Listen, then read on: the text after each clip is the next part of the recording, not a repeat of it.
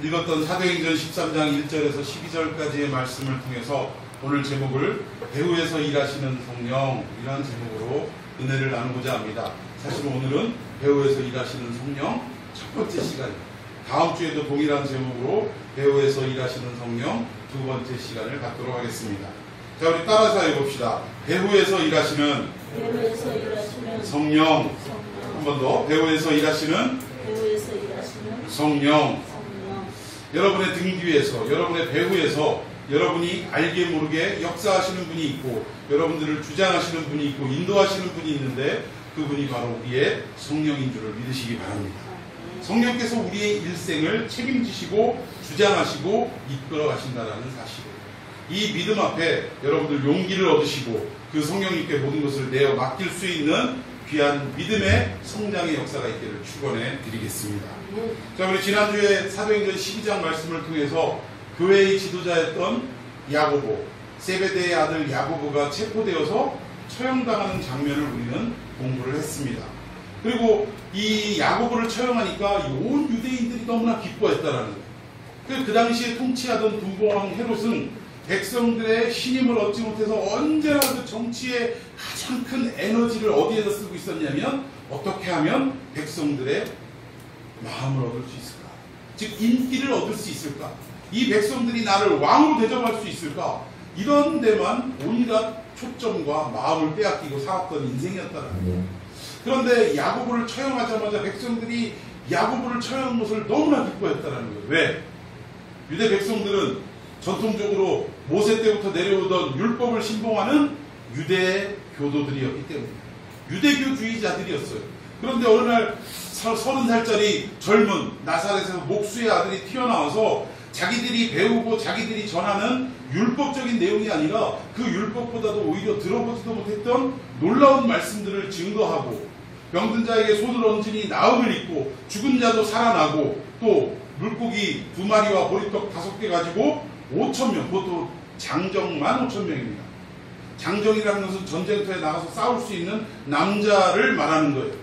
장정만 5,000명이니까 딸린 여자들과 아이들, 노인들까지 합하면 곱하기 4만 합시다. 1인당 1가족당 4인 정도라고 할 때 5,000명이라고 하면 적어도 2만 명 이상 되는 많은 무리들을 물고기 2마리와 보리떡 5개, 그래서 이것을 오병이어라고 합니다. 떡 5개와 생선 2마리, 오병이어의 기적의 사건, 그 모든 사람들을 다 먹이고 12가군이나 남기는 그런 일들을 일으키셨다.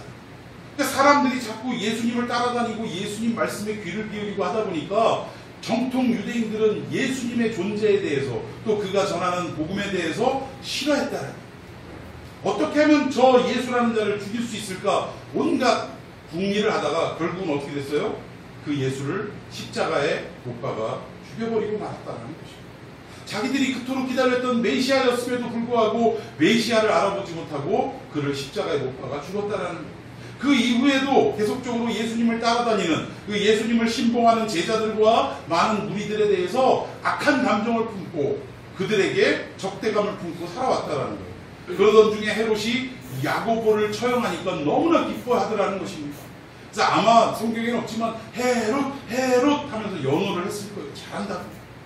오늘날로 얘기하면 설문조사 했더니 막 인기도가 몇 %, 지지도가 몇 % 쭉쭉 올라가는 거예요.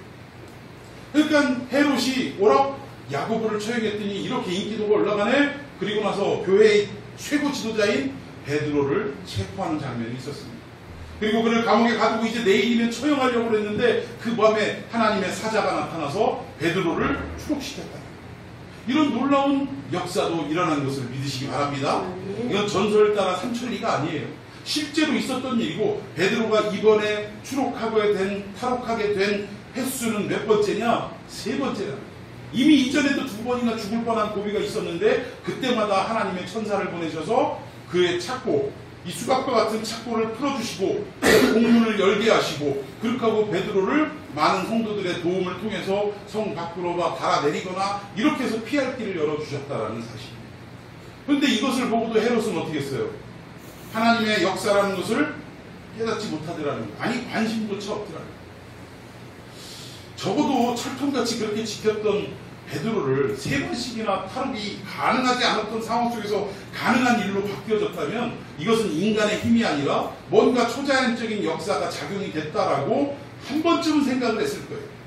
그러면 이게 정말로 하나님의 역사인가 라고 생각하고 고민도 해봐야 될 텐데 헤롯은 그런 고민을 일체 하지 않았다는 것입니다.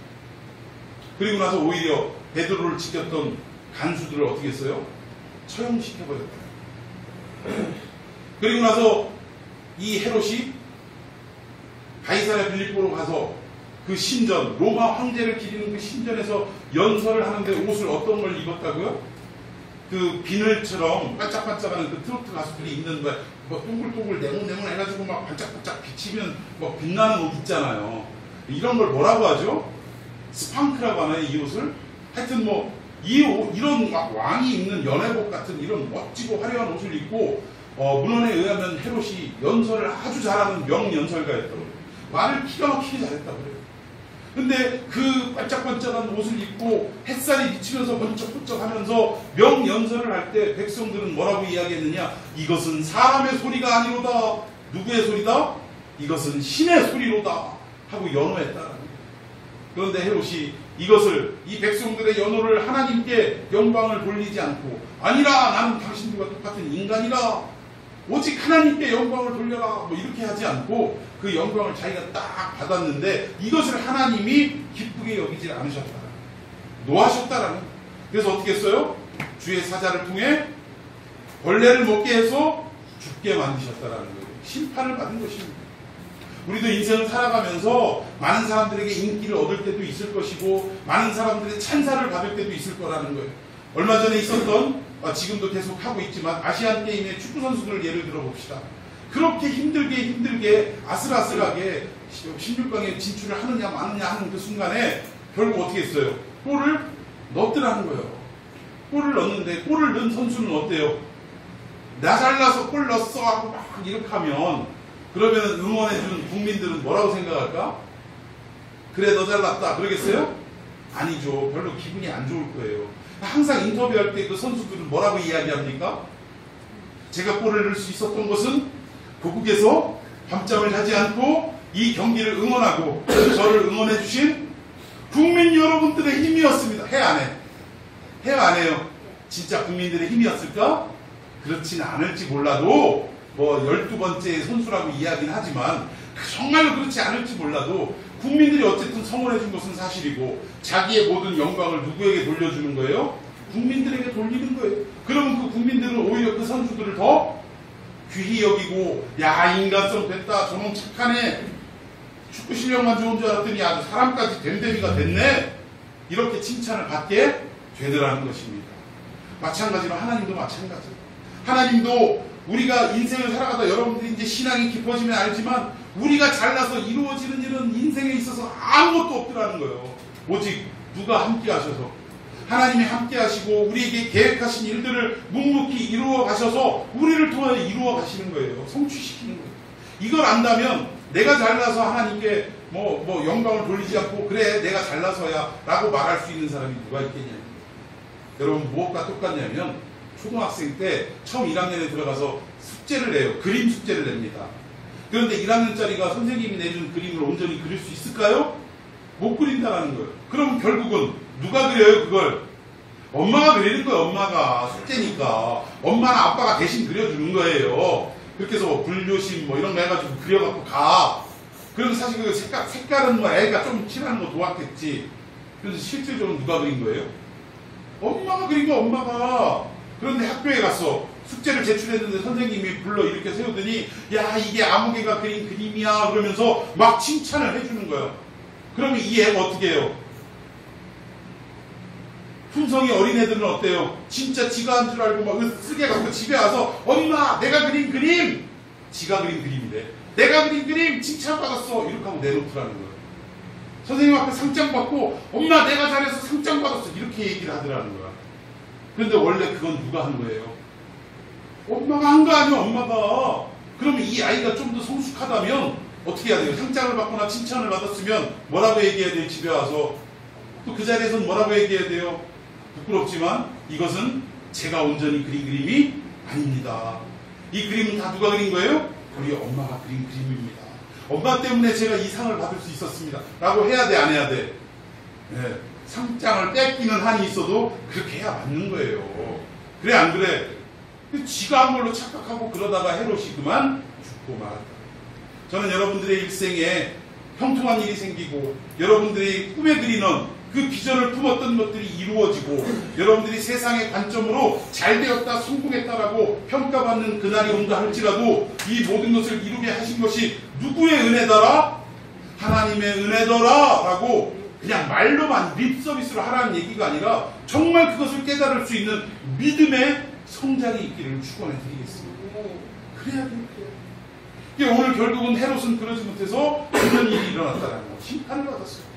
이런 복잡하고도 골치 아픈 일들을 떠들썩하게 하는 사건, 사고들이 마구 터져나가는 이 상황 속에서도 지난주 마지막에 어떻게 끝났어요? 하나님의 말씀은 흥황하여 더하더라. 세력을 더하더라. 하나님의 복음이 더욱더 왕성해지더라 라고 마무리가 되었다라고 말씀을 드렸습니다. 이건 마치 무엇과도 같더라? 월드컵 때, 2002 월드컵 때 사람들이 막 빨간 옷을 입고 레드데블 어쩌고저쩌고 꿈은 이루어진다고 길 밖에 나와서 수백만 명이 나와가지고 응원을 하고 난리굿을 치는데 어때요? 한쪽 편에서 노인 2명이 세상에 무슨 일이 있냐라는 듯이 너무나도 평온하게 둘이서 장기를 두고 있는 그 모습과 같은 거예요. 무슨 말이냐? 세상은 떠들썩하고 이런 사건 저런 사건 뭐 온갖 일들이 일어난다 할지라도 하나님의 구원의 계획과 뜻은 묵묵히 이어져 가더라는 거예요. 전쟁이 나고 시끄러운 일들이 일어나고 뭐 이 사회가 들쭉날쭉하고 경제적으로 폭망이라고 이야기할 정도로 어려운 상황이 생겨도 하나님이 우리를 향하신, 하나님이 교회를 향하신, 하나님이 우리 인간을 향하신 구원의 계획은 묵묵히 진행되는 줄로 믿으시기를 바랍니다. 이것이 지난주에 말씀드렸던 내용이에요.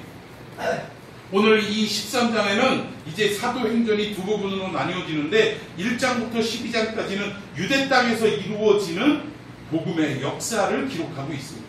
그런데 이제 어때요? 시각이 점점 넓어져서 13장부터는 어떻게 돼요?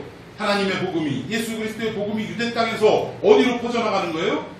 이방으로 퍼져나가기 시작하는 전환점이 바로 13장입니다. 그 시작이 어디였느냐? 오늘 본문에 나오는 13장 1절에 처음 나오는 안디옥 교회라는 곳에서 복음이 이방으로 퍼져나가기 시작하더라는 사실입니다. 여러분, 우리 13장 1절을 다시 한번 읽어보도록 하겠습니다. 시작.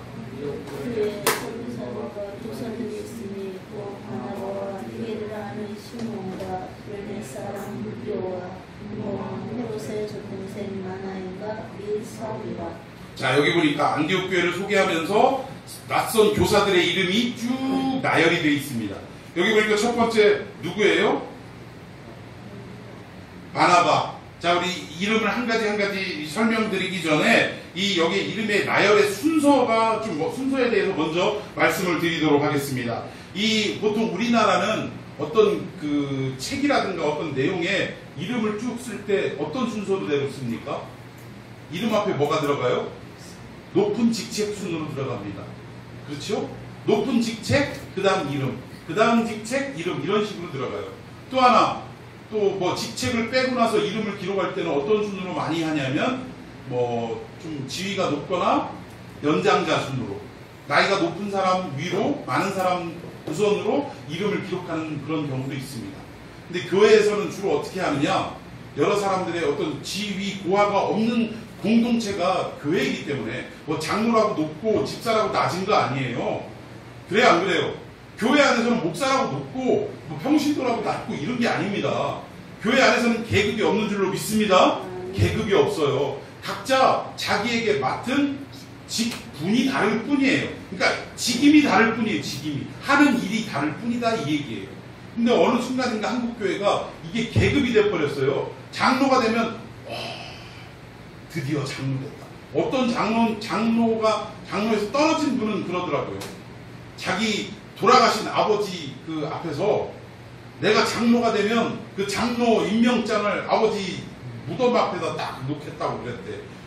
무슨 이게 벼슬이에요? 그 장로에 대해서 뭐라고 한참 모르는 사람이 그 사람. 여러분, 장로는 교회의 직책은 오히려 명예가 아니라 멍해인 줄로 믿습니다. 더 엎드려 소처럼 일하라고 더 무거운 짐을 지어주는 게 무거운 직책이라는 거예요. 이걸 착각하더라는 거예요. 그런데 헬라에서, 우리나라는 이런 순으로 이름을 나열하는데 당시 헬라 문화에서는 어떤 식으로 이름을 나누냐면 중요한 직분, 즉 중차대한 일을, 그러니까 어떤 사람이 가장 중요하냐의 순서에 따라 이름을 기록한다는 거예요. 그 기록에 따라서 이 내용을 보니까 가장 안디옥 교회에서 첫 번째로 중요한 사람, 없어서는 안 될 사람이 누구였다라는 거예요. 바나바였다라는 거예요. 바나바. 여러분 이 바나바 기억나십니까?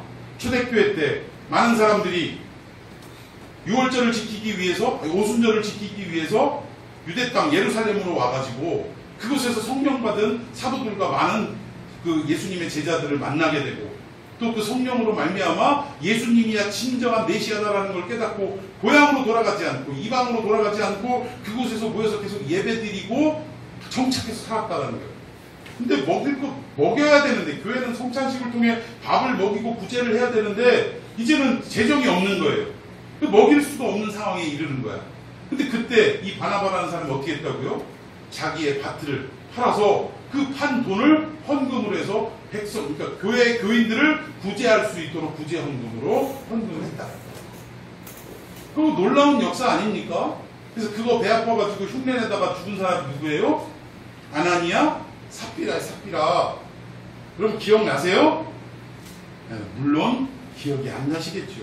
네. 근데 아무튼 그런 일들이 있었다라는 거예요. 그때의 주인공 바나바, 이 사람 믿음이 충만하고 성령이 충만하고 지혜가 충만했던 사람 바나바, 안디옥 교회에서 최고로 어떻게 보면 중차대한 역할을 감당하던 사람이었다라는 겁니다. 자, 두 번째로 누가 나옵니까? 니게르라 하는 시므온이라는 사람이 있어요. 여기 니게르가 뭐요? 여러분 우리 흑인들을 뭐라고 불러요? 니그로우라고 하잖아요. 슬랭어로. 그렇잖아요. 근데 이게 니게르가 그 말이에요. 피부가 검은 사람, 그런 뜻이에요. 그래서 니게르가 그 니그로우의 어떻게 보면 헬라식 표현이라는 거예요. 니게르라 하는 시므온. 근데 이상하죠? 흑인이 어떻게 이름이 유대 이름을 가지고 있을까요? 학자들에 의하면 아마 이 사람은 유대교도로 어떻게 보면 종교를 뭐라고 그래? 전환을 했을 것이다. 그러니까 이방인인데 이 유대교로 어떤 이유인지 개종을 하고 그리고 유대식 이름을 받았을 것이다. 그런데 그렇게 유대교도로 살아가다가 복음을 듣고 다시금 기독교로 개종한 사람이다 라고 학자들은 추정을 하고 있습니다. 자, 그리고 구레네 사람 루기오. 구레네라는 지역 여러분 기억나세요? 예수님이 십자가 지고 그 언덕을 올라가실 때에 그 무거운 십자가를 지지 못하니까 결국 누구를 대신 억지로 십자가를 지었어요? 구레네 시몬에게. 구레네 사람 시몬이라는 얘기예요. 그 시몬과 동향의 사람인, 같은 지역 사람인 루기오라는 사람의 이 또 거론이 되고 있습니다. 근데 여기 루기오는 그러니까 로마식 이름이에요. 라틴식 이름. 그러니까 아마 이 사람 로마 사람이었던 것 같아요. 자, 그리고 네 번째, 분봉왕 헤롯. 얼마 전에 죽었던, 하나님께 영광을 돌리지 않고 자기가 영광을 가로챘다가 죽었던 그 헤롯의 일가입니다. 그 헤롯 왕의 동생인지는 정확하게 알 수 없어요. 그 헤롯 젖동생 마나엔. 젖동생이라는 게 무슨 말이냐면, 가끔 보면 요즘에는 그런 경우가 거의 없는데 예전에는 이런 경우가 있어요. 그러니까 동생인데 자기 자식하고 나이가 같거나 비슷한 동생, 이런 경우 있어요, 없어요? 형인데 나랑 나이가 막 20몇 살 차이나, 이런 경우 있어요, 없어요? 제 친구 중에도 그런 사람이 있어요. 그 형 얘기가, 식당을 하는 형인데 이제 같이 식당에서 밥 먹으면서 얘기를 해주는데 그러더라고. 군대 갔다 와서 보니까 뭐가 삘삘삘 겨다니고 있더래. 집에 왔더니 동생이 태어나서 군대 제대하고 왔으니까 나이가 꽤 있잖아. 근데 삘삘삘 겨다니고 있더래. 그러고 나서 그 해에 결혼하고 그 다음 해에 애를 낳는데 조카하고 삼촌, 그러니까 내 친구인 삼촌하고 그 조카인 애가 몇 살 차이 나냐면 1살 차이나, 1살 차이. 그러니까 거의 친구랑 마찬가지지 뭐. 이런 경우를 젖동생이라고 하는 거예요.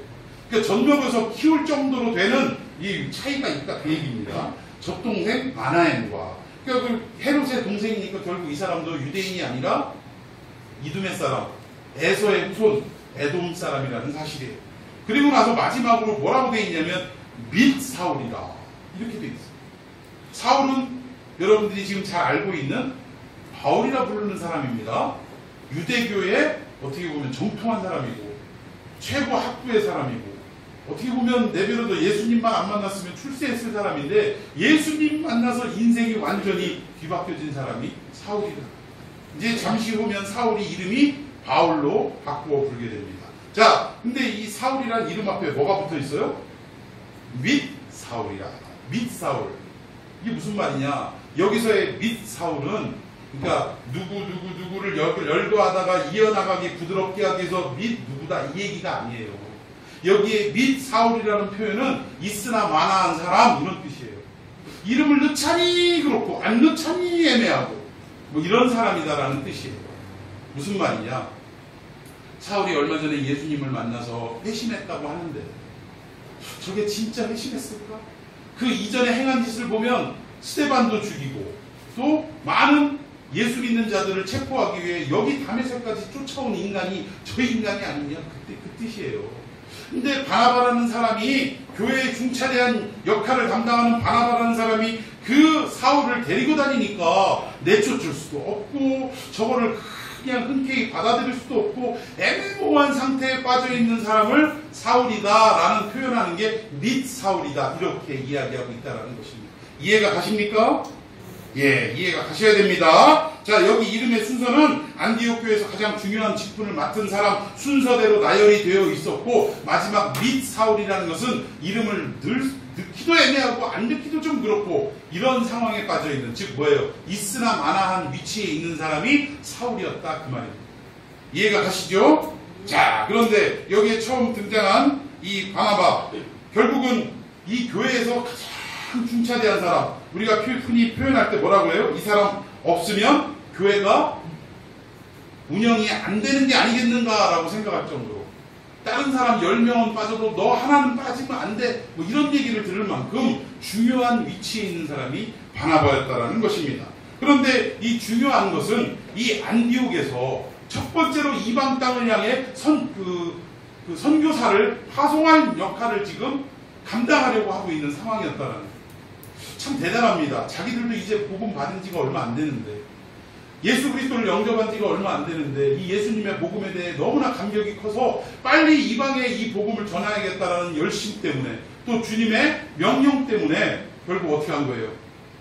이제 막 신생된 교회에서 선교사를 파송하려고 하고 있다는 것입니다. 그런데 이 선교사를 파송하는데 자기들 입맛에 맞는 사람을 골라서 내보내는 게 아니라 결국 어떻게 했다라는 거예요? 하나님의 방식대로 하나님께 철저히 맡기면서 선교사를 뽑으려고 했다라는 거예요. 저는 우리 교회도 어떠한 일을 하든지 간에 우리가 생각하는 대로 우리가 계획하는 대로 사람을 뽑는 것이 아니라 하나님의 명령대로 하나님의 말씀대로 순종하며 사람을 뽑는 역사가 있기를 예수님의 이름으로 축원해 드리겠습니다. 자, 우리 2절 한번 다 같이 읽읍시다. 시작.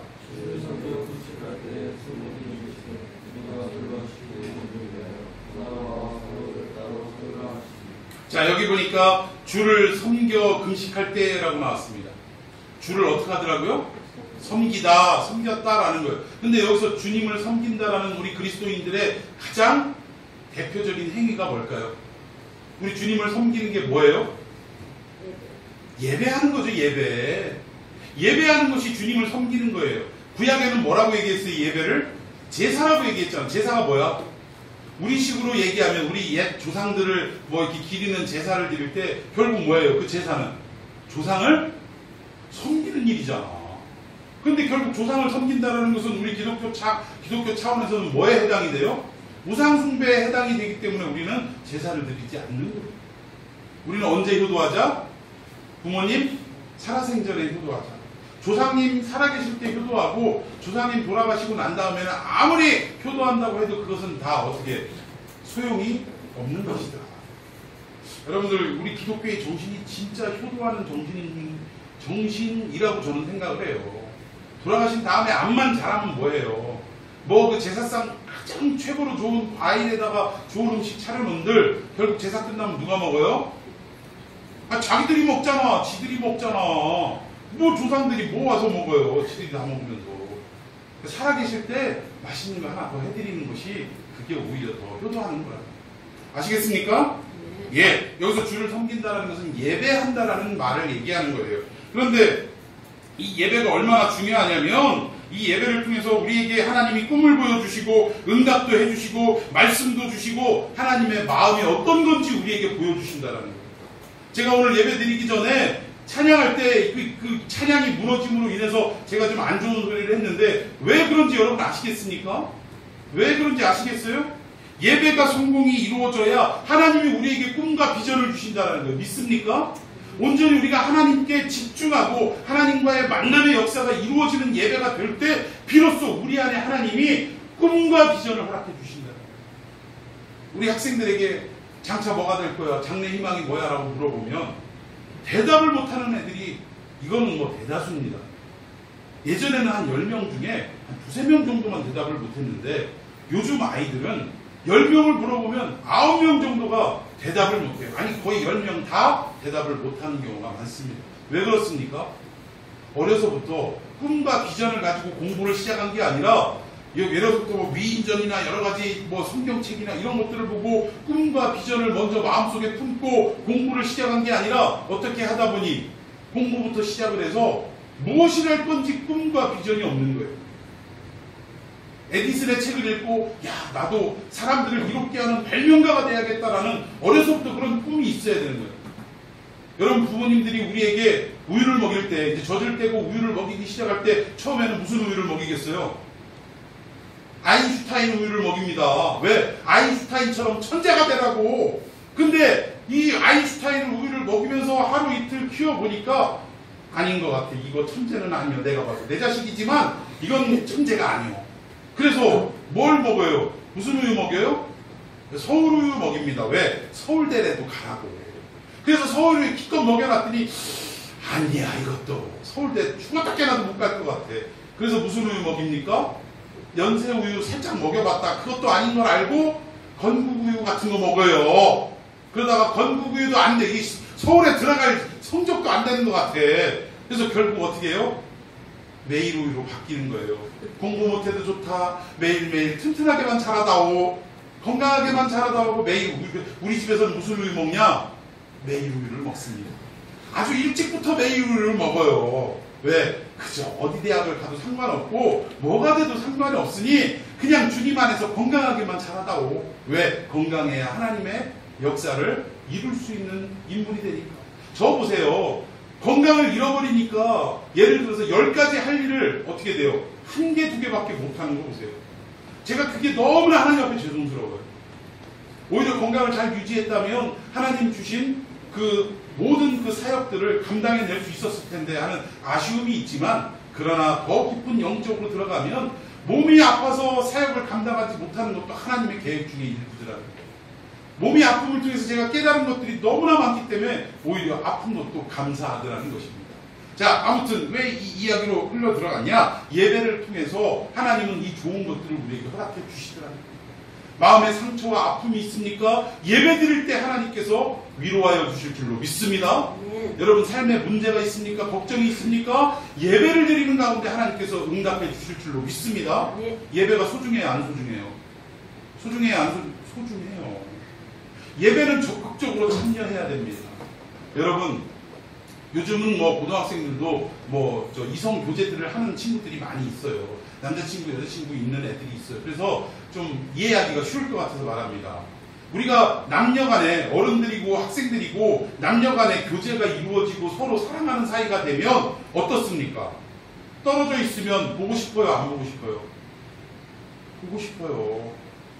지금까지 여태 붙어 있어 놓고 잘가 하고 헤어지고 나면 보고 싶어? 안 보고 싶어? 보고 싶은 거예요. 그게 사랑입니다. 하나님과의 관계도 마찬가지예요. 우리가 예배를 드리러 이 자리에 온다는 것은 마치 우리가 그리워하고 보고 싶어하고 사랑하는 그 대상을 그렇게 가슴앓이 하는 것처럼 목말라 하는 것처럼 하나님 앞에 나와야 한다. 우리가 예배 드리는 이 현장의 모습은 마치 사랑하는 사람을 그리워하고 그냥 눈에 넣어도 안 아플 것 같고 그냥 할 수만 있으면 주머니에 꾸겨 넣어가지고 항상 같이 다니고 싶어하는 그 간절한 마음처럼 하나님을 향한 뜨거운 마음이 우리에게는 있어야 된다는 사실입니다. 동의하십니까? 그런데 지금 내가 진짜 편하게 얘기해 볼게요. 사랑하는 남자가 사랑하는 여자에게 자기의 사랑을 고백하는데 우물쭈물해요. 사랑해. 뭐라고? 뭐라는 거예요? 이게 똑바로 남자가 박력도 채일까 안 채일까? 여자들은 무엇을 원해요? 사람들이 많이 돌아다니는 그 광장에서 아우게 하고 이름을 부르면서 나 너 사랑한다 하고 남들 앞에서 공표하기를 원하더라는 거예요. 그래 뭐 사랑을 꼭 그렇게 해야 돼, 확인해야 돼. 그렇진 않지만 여자는 뭐예요? 다른 사람 앞에서도 나를 사랑하고 있다는 것을 이 남자가 확인시켜 주기를 원하는 거예요. 그래 안 그래요? 이거에 감동하더라는 거야. 근데 이게 정답은 아니에요. 그런데 대부분이 그렇더라는 거예요. 그러면 하나님도 우리에게 마찬가지라는 거예요. 우리도 하나님 앞에 주님 사랑합니다. 주님 만나기를 원합니다. 오늘 예배를 통해 주님과의 만남의 역사가 이루어지고 오늘 제 안에 있는 모든 어둠들이 주님을 통하여 깨끗하게 씻음받기를 원하고 주님의 그 강력한 영광의 빛이 나에게 비치기를 원하고 참으로 하나님 없이 살 수 없는 이 인생이 하나님을 만남으로 인하여 모든 일들이 하나님의 주권에 달려서 진행되어지는 삶이 되기를 원합니다. 아멘. 나 내일 아까 학생들 청년들 장래 희망을 물어보면 답을 못하는 이유가 뭐냐? 불투명하기 때문에 그래요. 내가 내일 무엇을 할지가 불투명하기 때문에. 그러나 하나님이 책임지는 인생은 어때요? 당장은 내가 알지 못하지만 내 마음속에 어떠한 자신감이 있어야 되냐? 나는 지금 무엇을 할지는 알지 못하나 하나님은 이미 나를 통해 무엇을 이루실 것을 다 계획하시고 예비하셨다. 더 나아가서 하나님의 약속은 변함없다. 반드시 이루어진다. 할렐루야. 이 믿음이 있는 사람은 두려워할 필요가 없어요. 위축될 필요가 없다라는 것입니다. 여러분 이러한 믿음이 여러분에게 예배를 통하여 다시금 회복되기를 예수님의 이름으로 축원해 드리겠습니다. 우리 예배자들 이제 예배가 얼마나 중요한지를 아셨다면 성도들이 예배에 집중하고 몰입하고 성공적인 예배가 드릴 수 있도록 최선을 다하시기를 바라겠습니다. 이거 기도해야 돼요. 기도로 준비해야 되는 이유가 여기 있는 거예요. 자, 이게 주님을 섬기는 예배라는 거예요. 자, 그리고 두 번째 무엇을 했느냐? 뭐 했다고요? 주를 섬기고 뭐 했다고? 금식을 했다라고 이야기합니다. 여러분 금식을 한다는 것은 무슨 의미냐면 어떤 목사님 보니까 명함을 딱 받았는데 명함에 뭐라고 써있냐면 40일 금식기도 2회 20일 금식기도 1회 뭐 이런 게 써있더라고요. 프로필에. 여러분 금식이 자랑입니까? 그거 아니에요.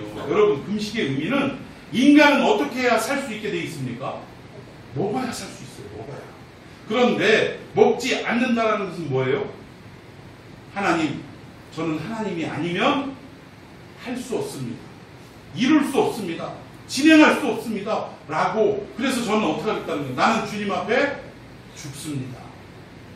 나는 아무것도 아닙니다.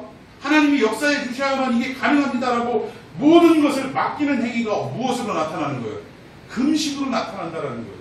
그런데 많은 성도들이 이 금식을 어떤 방법으로 사용하냐면 뭐가 똑같냐면 애가 엄마랑 쇼핑 나갔다가 마음에 드는 거 사달라고 했는데 안 사준다니까 어떻게 하는 거예요? 나 밥 안 먹어!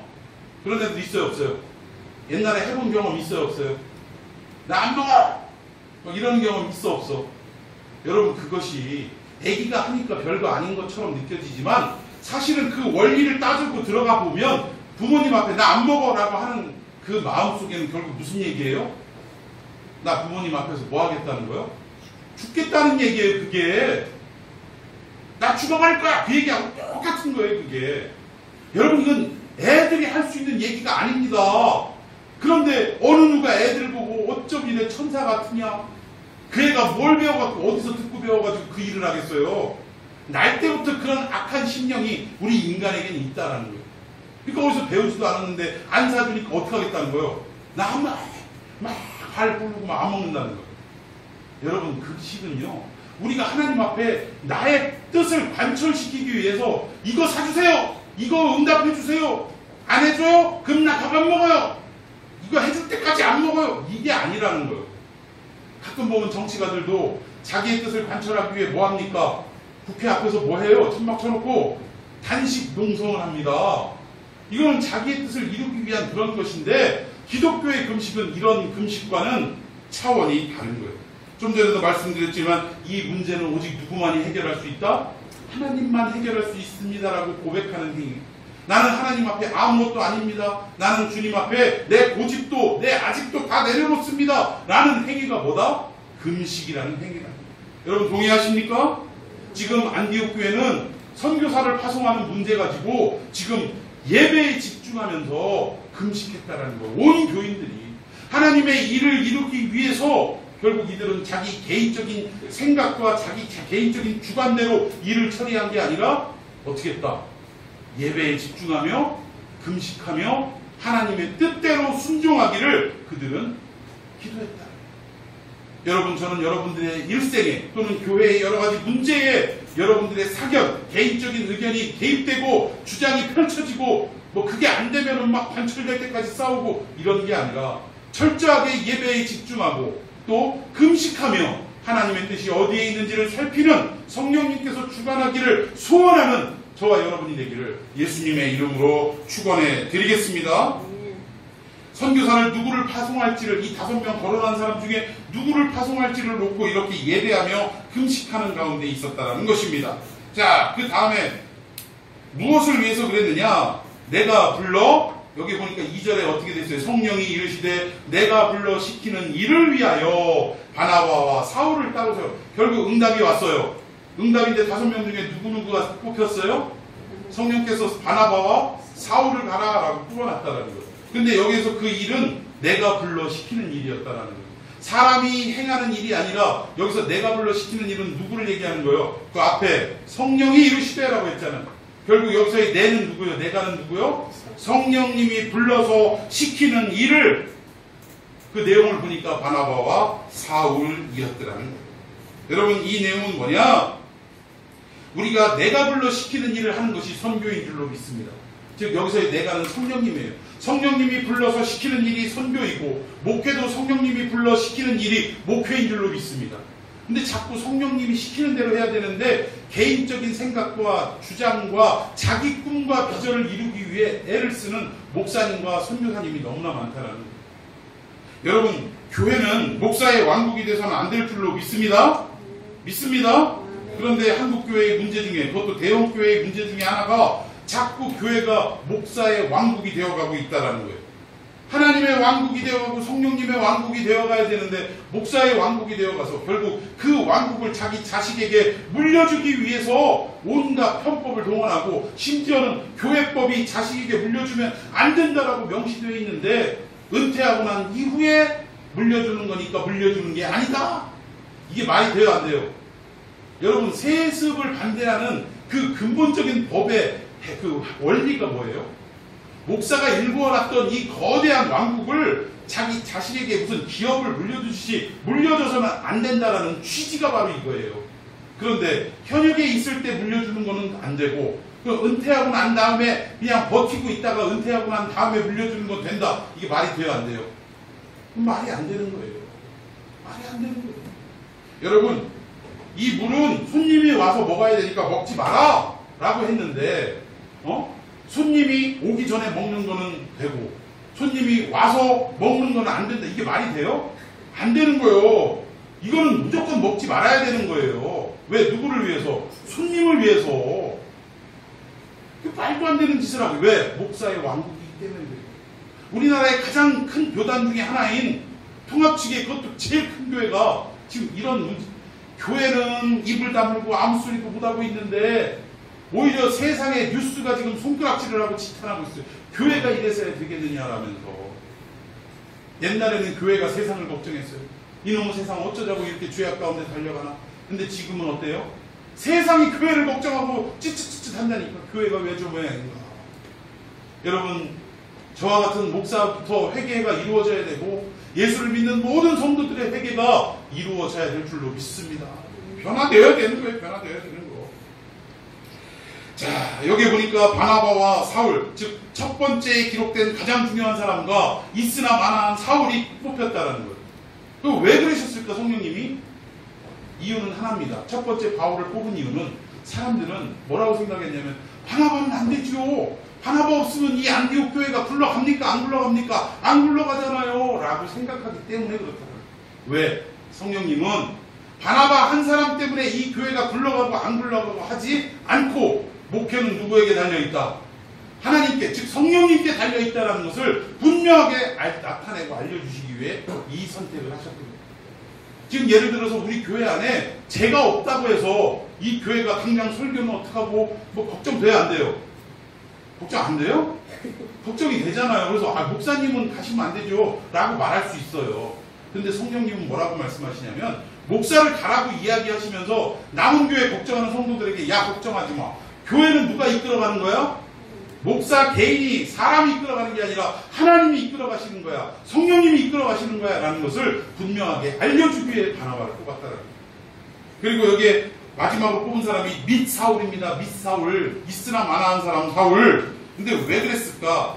이 사울을 선교사로 뽑은 이유는 사람들의 생각엔 저 사람이 무슨 선교를 해?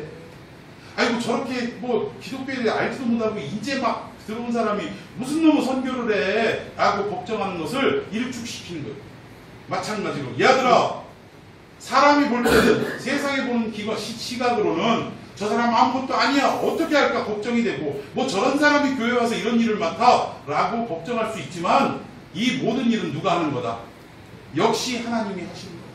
그 사람을 깨우치시고 그 사람을 알게 하시고 그 사람에게 여러 가지 훈련과 채찍질을 가하셔서 결국은 그 일을 감당할 수 있는 사람으로 만들어 가시겠다라는 것이 하나님의 의지라는 사실. 믿습니까?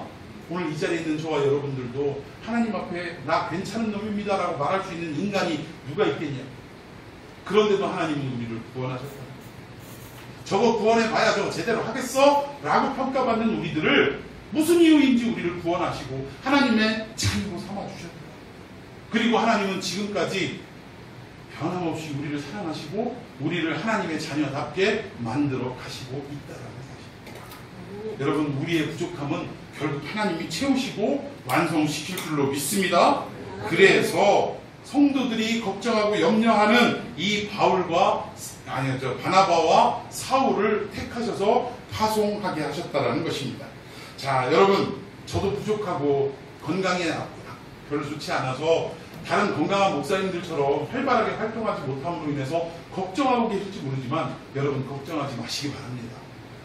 건강이 안 좋은 저에게도 하나님께서 역사하셔서 결국은 모든 맡기신 일들을 다 감당할 수 있도록 해나가실 줄로 믿습니다.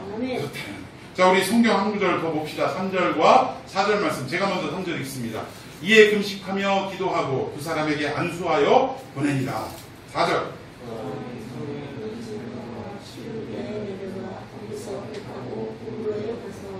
자, 여기에 보낸다라는 말이 3절에도 한 번 나오고 4절에도 한 번이 나옵니다. 두 사람에게 안수하여 보내니라. 3절에 그렇게 나와있죠. 그리고 4절에는 성령의 보내심을 받아라고 보낸다라는 동사가 두 번이 나오고 있어요. 근데 이 3절에 보내다라와 4절에 보내다는 내용이 좀 다른 것입니다.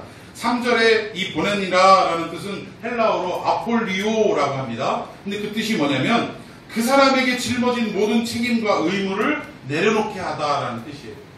그 보낼 때 그냥 막 짐을 잔뜩 얹어주고 보내는 게 아니라 마음의 부담감을 잔뜩 심어주고 보내는 게 아니라 그 사람에게 얹었던 모든 책임과 부담감을 다 내려놓게 훌훌 털어버리고 갈 수 있게 한다라는 뜻이 앞에 보내다라는 거예요. 그럼 누구에게 이런 것들을 훌훌 벗어버리게 하셨겠어요? 교회의 가장 중차대한 역할을 맡았던 바나바에게 모든 무거운 짐과 그가 교회에서 담당했던 직분들, 이런 부담감들을 다 훌훌 펼쳐버리고 그리고 주님이 명령하신 대로 가벼운 마음으로 갈 수 있도록 하셨다는 거예요. 믿습니까? 우리는 누군가에게 파송을 할 때, 누군가에게 사명을 맡기고 보낼 때에 그 사람에게 막 짐을 잔뜩 짊어져서 보내면 안 될 줄로 믿습니다. 가벼운 마음으로 할 수 있도록 해야 된다는 거예요. 그리고 4절에 성령의 보내심을 받았다는 것은 여기에 이 보내다라는 것은 성령의 파송을 의미하는 거예요. 사람의 파송이 아니라 성령의 파송. 파송이라는 것은 보내는 걸 얘기해요. 그런데 많은 교회가 선교사를 파송할 때 성령의 파송한 대로 하지 않고 사람의 파송함으로 하는 경우가 너무나 많다는 거예요. 어떤 교회는 한 10년 만에 그 선교사를 파송하는데 파송이라는 것은 그 사람의 생활비까지 책임을 진다 그 얘기예요. 그 선교사의 생활비까지. 그런데 10년 만에 되면서 선교사 모집을 광고를 해가지고 쫙 해서 그 서류를 내게 해서 자기들끼리 막 채점을 해가지고 그렇게 해서 파송하더라는 거예요. 그럼 이건 성령의 파송입니까? 사람의 파송입니까? 사람의 파송이에요. 그리고 그 안에서 자기가 아는 선교사 있으면 어떻게 해서 막 얘기를 해가지고 그 사람에게 점수를 더 막 주려고 애를 쓰는 모습이 있더라는 거예요. 여러분, 성령의 파송은 그런 파송이 아닙니다. 우리가 예배에 집중하고 선교사 파송하기 위해서 금식하면서 하나님 합당한 사람을 보내게 해주십시오라고 우리가 그렇게 사람을 보내기 위하여 애쓰고 수고할 때 하나님께서 우리에게 합당한 사람을 보내주실 줄로 믿습니다. 여기에 4절 바나바와 사울은 바로 성령이 직접 파송한 그러한 사람이라는 것을 말합니다. 우리 교회가 앞으로 성장해서 선교사님들을 많이 파송하게 되는 교회가 되어야 할 텐데, 그럴 때에 우리가 정말 좋아하는 사람 파송하고 안 좋아하는 사람은 막 점수를 깎고 이런 게 아니라 성령께서 명하시고 성령께서 주장하시는 대로 우리는 순종하는 마음으로 파송하는 역사가 있어야 될 줄로 믿습니다. 여러분, 오늘 이 본문의 내용, 결국은 안디옥 교회 안에서도 정말 없어서는 안 될 그 바나바라는 사람을 하나님은 보내는 역사, 그게 뭐였어요? 사람이 목회하는 게 아니고 사람이 교회를 이끌어가는 게 아니라 그 배후에 누가 역사한다라는 거였어요. 성령께서 역사한다라는 거예요. 그리고 보내서는 안 될 것 같은 그 사울을 보내심도 결국 그 부족하고 연약한 사람을 누가 만들어 가시겠다라는 거예요? 우리 배후에 계신 성령님이 만들어 가시겠다. 결국 우리 인간들은 걱정하지 말라. 그러니까 내가 하시겠다. 즉 성령님이 내가 하시겠다라고, 내가 하겠다라고 우리에게 말씀하고 있다라는 것입니다. 오늘 이 초대교회에 일어났던, 안디옥 교회에 일어났던 이 사건을 통해서 우리의 인생에 좀 비추어 볼 때 우리는 정말 잘난 사람 같으면 야, 내가 잘 나갔고 내 앞길은 내가 주장할 수 있겠다, 내가 헤쳐나갈 수 있겠다라고 생각하지만 그렇지 않다라는 거예요. 우리 배후에 누가 우리에게 긍휼함으로 역사해 주셔야 되냐? 성령께서 우리 인생을 배후에서 역사하시고 조정해 주셔야 된다는 거 믿습니까? 여러분들이 노력하지 말라는 얘기 아니에요. 학생의 신분에서는 열심히 공부해야 됩니다. 그러나 그 내가 노력하고 공부한 그 결과가 내가 노력해서 이루어진 거라고 생각하는 것 자체가 아까 말씀드렸던 12장의 헤롯과 같은 하나님의 영광을 가로채는 일과 마찬가지라는 거예요. 우리는 우리의 주어진 일들을 최선을 다해 열심히 하되 결국 내 인생의 모든 발걸음을 주장하시는 분은 누구시다? 내 배후에 계신 성령님이시다라는 것을 잊지 말아야 한다는 것입니다. 그 성령님께 맡기고 나아가는 저와 여러분이 되기를 축원합니다. 우리 창영이가 지난주에 태권도 대회에서 아쉽게 또 패배를 했대요. 패했대요. 많이 맞지는 않았어? 걱정되더라고. 졌다고 하니까. 태권도는 그렇잖아요. 때려야 이기고 맞으면 지는 거 아니에요. 점수대로. 그 걱정이 좀 됐는데 졌다고 너무 낙심하지 마시길 바래요. 왜? 이기고 짐도 하나님의 손끝에 달려있다. 어떨 경우에는 이겨서 하나님의 영광이 될 수도 있지만 짐을 통해서 오히려 경기에서 졌음을 통해서 오히려 창영이의 마음을 겸손하게 내가 더 열심히 해야겠구나, 내가 더 노력해야겠구나 라는 마음을 갖게 하는 그런 어떤 과정일 수도 있다는 거예요. 그러니까 모든 것을 하나님께 맡기고 하나님께 영광을 돌리는 저와 여러분이 되기를 예수님의 이름으로 축원해 드리겠습니다. 기도하십시오.